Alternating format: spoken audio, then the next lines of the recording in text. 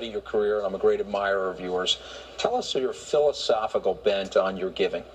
Well, I came from very modest circumstances. My parents were blue-collar workers, and I'm the only child, and I rose up from very modest circumstances. So I got very fortunate and made more money than I probably deserve or that I ever expected. So I've decided to give back to the country a large part of my wealth as a way to say to the country, thank you.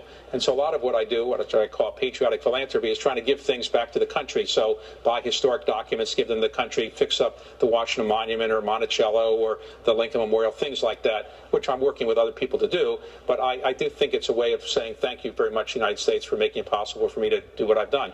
Staying with that theme, I mean, so many people worry that the American dream, as you have lived it, is no longer available to young people today. Do you that grew up the way you did, right? Yeah, I mean, do you think if you were growing up in today's society at this particular point in time that you would have the same opportunities? Well, I think it is harder today, but remember, I grew up, I'm white and Caucasian, though Jewish, so there's some discrimination against people who are Jewish sometimes, but certainly not now, to the extent there was. But if I were black, or I were Hispanic, or I had some other way of identifying myself as not being part of the majority of the United States, I think there would be some discrimination and some problems, yes. I don't think the American dream is as vibrant for people as it used to be. We talked about income inequality, and that's a very big problem, but social mobility is just a big problem.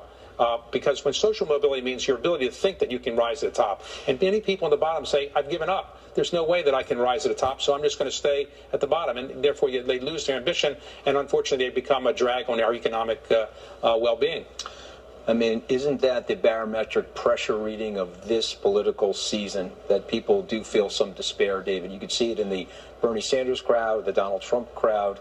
What message would you give those people? There's no doubt that many people who rallied to Bernie Sanders or to Donald Trump feel disconnected from society, and they don't feel that they're part of the success that the people in the upper part of society are experiencing. So there's no doubt that somebody who's president of the United States is going to have to address this. Whoever's the next president is going to have to listen to those people and do some things that try to address their problems. David Rubenstein, really fascinating conversation. Thank you so much for joining us. Thank you.